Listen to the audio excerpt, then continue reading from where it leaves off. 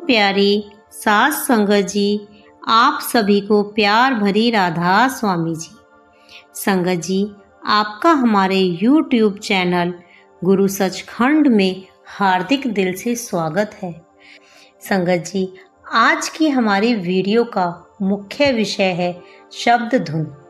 शब्द धुन वह धुन जिसे हर वो साधक जिसे नामदान मिल चुका है सुनने के लिए जिज्ञासु रहता है।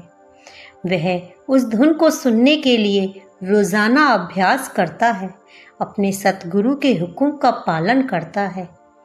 फिर भी मन में कहीं ना कहीं संशय पैदा हो जाता है कि क्या हम कभी उस शब्द धुन को सुन पाएंगे। तो संगत जी, आज की इस वीडियो में हम जानेंगे कि शब्द की वह धुन कैसे सुनी जा सकती है। कृपया हमारे वीडियो को अंत तक जरूर देखें जी। संगत जी, शब्द वह ध्वनि जो हर जीव के अंदर छुपी हुई है, लेकिन मन और इंद्रियों ने इसे ढक लिया है। यह वही ध्वनि है जिसे नाद या अनहद नाद या शब्द कहा जाता है। संगत जी, जब हमारा मन शांत होता है और आत्मा ऊपर उठती है, तभी इस धुन को सुना जा सकता है, लेकिन इसके लिए हमें अंदर के मंडलों से गुजरना पड़ता है। संगत जी, हम अक्सर शब्द धुन सुनने के लिए कानों से सुनने का प्रयास करते हैं, क्योंकि हमें कानों से सुनने की आदत है, लेकिन वह शब्द जिसका हम अभ्यास कर रहे हैं वह कान से नहीं आता और ना ही कान इसके सुनने के औजार हैं। यह तीसरे तिल के ऊपर के मंडलों से आता है और सुरत ही इसको सुनाती है। यहाँ पर 10 तरह की धुनें हैं। हमें घंटे की धुन को पकड़ना है। अगर हमें घंटे की धुन सुनाई नहीं देती तो सीटी जैसी तीखी आवाज़ को पकड़ना है, और अगर यह भी नहीं हो सके तो पुल पर ट्रेन चलने की वक्त की आवाज़ से मिलती जुलती आवाज़ को पकड़िए। जैसे जैसे ध्यान तीसरे तिल के अंदर जाएगा, वैसे वैसे तरह तरह की धुनें साफ होती जाएंगी और घंटे की धुन सुनाई देने लगेगी। हमें धुन के पीछे नहीं दौड़ना है। अक्सर लोग इस धुन के पीछे दौड़ते हैं। अगर कोई इस धुन के पीछे दौड़ता है तो उसके पकड़ने की कोशिश में उसका ध्यान बिखर जाता है। यहाँ फिर आप पाएंगे एक प्रकार का संघर्ष होता है। ध्यान का कुछ हिस्सा धुन को पकड़ता है और जबकि कुछ हिस्सा जो कि अभी भी स्थूल शरीर में है, कभी तीसरे तल की तरफ सिकुड़ता है, जिससे पिंडलियों के किसी हिस्से में जहाँ ध्यान अटका हुआ है तनाव या दर्द होता है, या फिर कह सकते हैं कि हमारी रीढ़ की हड्डी में दर्द हो जाता है।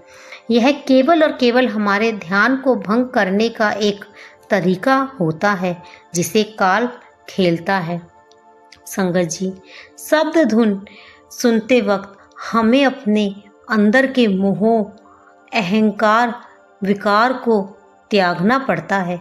जैसे जैसे साधक सिमरन करता है, मन को हराता है, वह मंडल दर मंडल ऊपर उठता चला जाता है।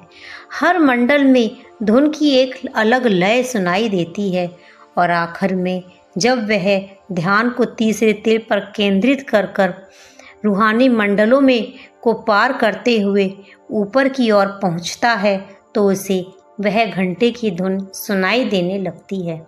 संगत जी, वास्तव में यह कोई धुन नहीं है। आप जानोगे, जब आप इसे ध्यान से सुनेंगे तो आप जान जाएंगे कि यह केवल एक धुन या कोई ध्वनि नहीं, यह खुद उस परमात्मा की आवाज़ है जो अपनी आत्मा को हर पल पुकार रही है। संगत जी, धुन बाहर नहीं, हमारे भीतर ही है। हमें केवल रोज अभ्यास की जरूरत है। अपने सतगुरु पर विश्वास की जरूरत है। सतगुरु के द्वारा दिए गए नाम का रोज सिमरण करो। मन को हार दो। धुन और शब्द खुद ब खुद तुम्हें अपने आप बुला लेंगे। संगत जी, धुन सुनना हर अभ्यासी का कर्तव्य है, क्योंकि वही उसके गुरु का हुक्म है। गुरु का हुक्म है कि उनके बताए नाम का रोज़ सिमरन किया जाए। जब हम गुरु के बताए नाम का रोज़ सिमरन करते हैं, उनकी युक्ति को अपनाते हैं, तो हम इन रूहानी मंडलों के परे उस शब्द धुन को आसानी से सुन पाते हैं। संगत जी, एक दृष्टांत है। एक बार एक साधक ने सालों सिमरन किया पर धुन नहीं सुनी। एक दिन सत्संग में सतगुरु ने कहा कि तू सुनने के लिए बैठता ही कब है। साधक ने पहली बार अपने सिमरन को सुनने में बदला और उसी दिन उसे एक अनहद वीणा की धुन सुनाई दी। उसके आंसू बहने लगे और मन अपने आप शांत हो गया। तो संगत जी, संत महात्माओं ने हमें समझाया है कि केवल आंखें बंद करके बैठ जाना ही ध्यान नहीं होता। ध्यान का मतलब है कि हमें अपने मन को काबू करना है। जब हम अपने मन को काबू करते हैं, बाहर फैले ध्यान को समेटकर तीसरे दिल पर केंद्रित करते हैं, तो शब्द धुन हमें खुद ब खुद सुनाई देने लगती है।